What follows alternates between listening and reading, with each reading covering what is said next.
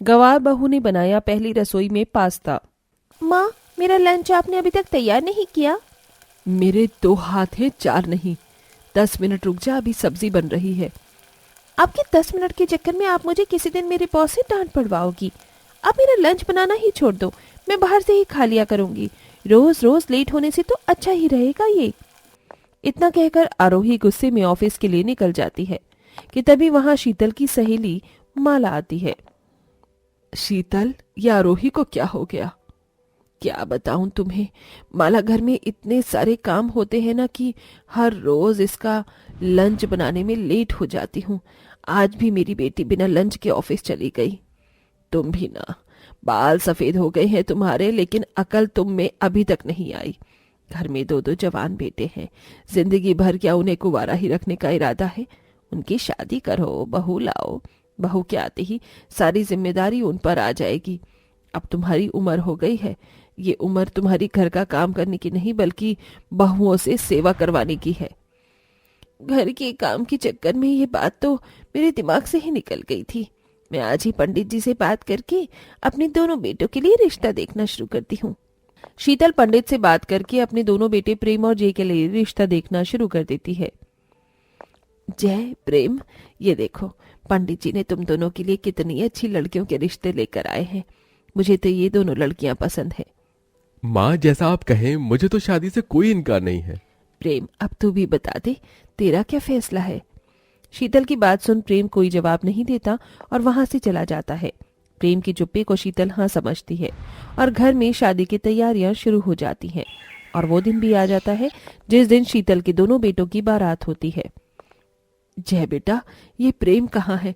पूरा घर ढूंढ लिया लेकिन मिल ही नहीं रहा है। मैं भी कब से प्रेम का फोन ट्राई कर रहा हूँ, लेकिन लग ही नहीं रहा है। अब हम लोग क्या करें? बारात तो बस निकलने को है। सभी लोग प्रेम के ना मिलने से बहुत ज्यादा परेशान होते हैं, जिसके चलते अब शीतल को अपने एक बेटे के साथ ही बारात लेकर जाना पड़ता है। जय की शादी अर्पिता से हो जाती है और शीतल अपनी बहू को लेकर घर आ जाती है। शीतल अर्पिता का गृह प्रवेश कर ही रही होती है कि तभी प्रेम शादी के जोड़े में ऐश्वर्या नाम की लड़की के साथ वहां आता है। प्रेम और ऐश्वर्या को देख सभी लोग हैरान रह जाते हैं। प्रेम, क्या है ये सब? और ये लड़की कौन है? और तू आखिरकार चला कहाँ गया था?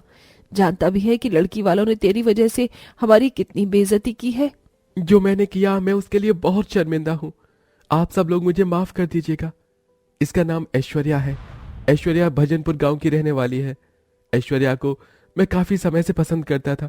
मैं जानता था कि ऐश्वर्या एक गांव की लड़की है और आप एक गांव की लड़की को कभी भी अपने घर की बहू नहीं बनाओगी, इसलिए मैंने भागकर ऐश्वर्या से शादी कर ली। तेरी हिम्मत कैसे हुई एक गांव की लड़की को इस घर की बहू बनाने की? तेरी वजह से सारे समाज में मेरी नाक कट गई। मैं ऐश्वर्या से बहुत प्यार करता हूँ। अगर आप ऐश्वर्या को बहू नहीं स्वीकार करेंगी तो मैं ऐश्वर्या को लेकर हमेशा हमेशा के लिए चला जाऊंगा। प्रेम की बात सुन और अपने घर की बेइज्जती होता देख ना चाहते हुए भी शीतल को अपनी गांव वाली बहू का गृह प्रवेश करवाना पड़ता है। ऐसे ही शादी का दिन गुजर जाता है और आज दोनों बहुओं की पहली रसोई की रस्म होती है। बहू, आज तुम दोनों की पहली रसोई की रस्म है। तुम्हें जो भी आता है वो तुम बना लेना। नहीं माँ, हर कोई अपनी पहली रसोई की रस्म में आलू पूरी चावल सब्जी खीर ये सब बनाता है, लेकिन मुझे ये सब नहीं खाना। क्यों ना आप दोनों अपनी पहली रसोई की रस्म में पास्ता बनाओ। तू ठीक कह रही है, इंडियन खाना खा खा कर तो मैं भी बोर हो गई हूँ। तुम दोनों अपनी पहली रसोई की रस्म में पास्ता बना लो और इसी के साथ आज मैं तुम दोनों के बीच में ये कंपटीशन भी रखती हूँ कि कौन सबसे अच्छा पास्ता बनाएगा। जिसका भी पास्ता सबसे अच्छा होगा उसे मैं ये सोने के कंगन दूंगी। पास्ता बनाने का नाम सुन अर्पिता जहाँ बहुत खुश होती है, वहां बेचारी गांव की रहने वाली ऐश्वर्या मन ही मन परेशान होती है। भगवान, अब मैं क्या करूं? ये पास्ता कैसे बनता है ये तो मुझे पता ही नहीं। ऊपर से माँ जी ने ये प्रतियोगिता भी रख दी है। दोनों किचन में जाती हैं और पास्ता बनाने की तैयारी करने लगती हैं।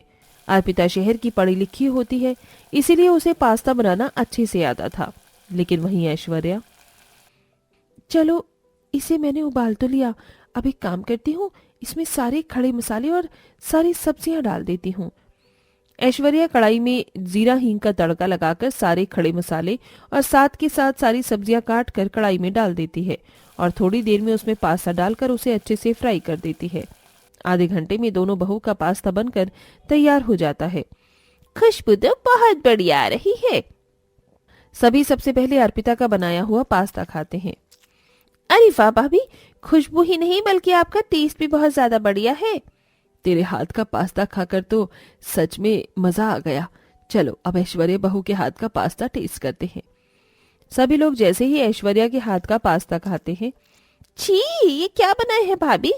आपने ये अजीब सा पास्ता बनाने के लिए कहा था आपको, कोई सब्जी नहीं जो आपने इसमें सारे खड़े मसाले और सब्जियां डाल दी।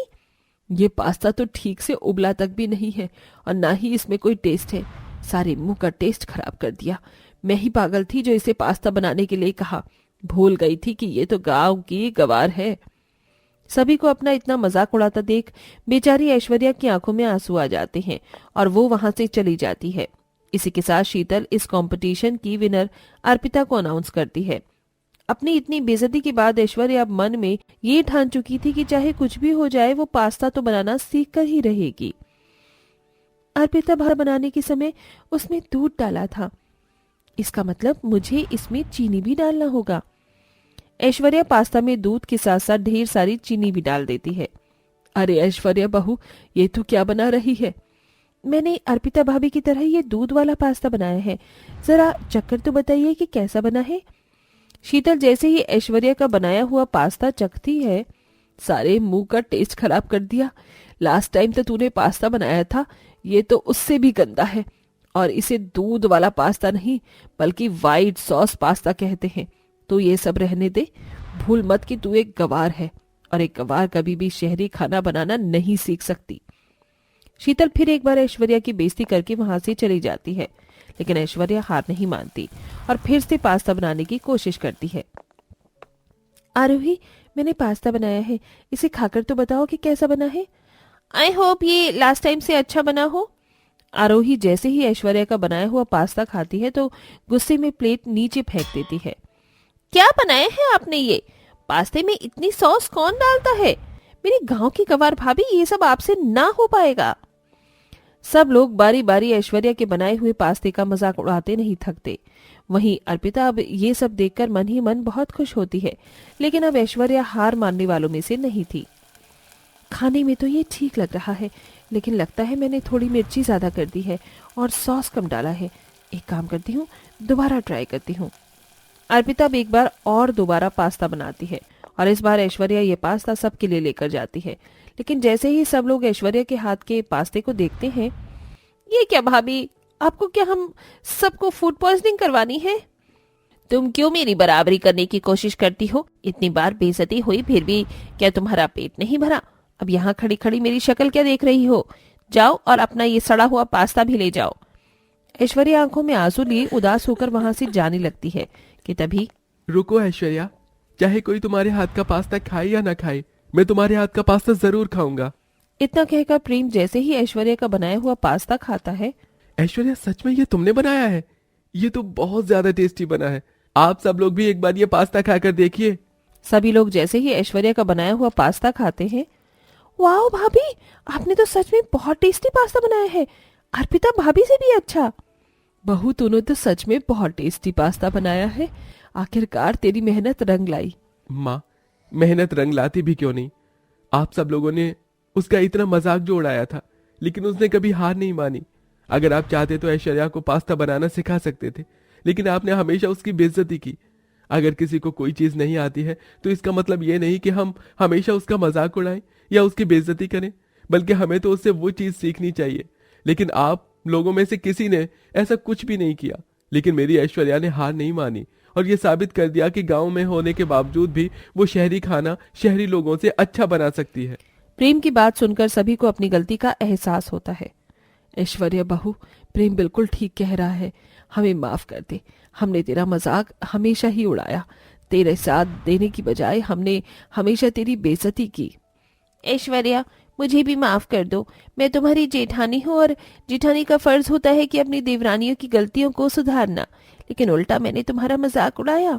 लेकिन आज तुमने ये साबित कर दिया कि इंसान अगर कुछ ठान ले तो वो उसे पूरा ही करके रहता है। सभी लोगों को अपनी गलती का एहसास हो जाता है, जिसके बाद अब कोई भी ऐश्वर्या का मजाक नहीं उड़ाता था। वहीं अब सब ऐश्वर्या को शहरी चीजों और तौर तरीकों के बारे में बताते हैं। वहीं अब ऐश्वर्या हर हॉलिडे अपने ससुराल वालों को अपने हाथ का बना हुआ टेस्टी पास्ता खिलाती है।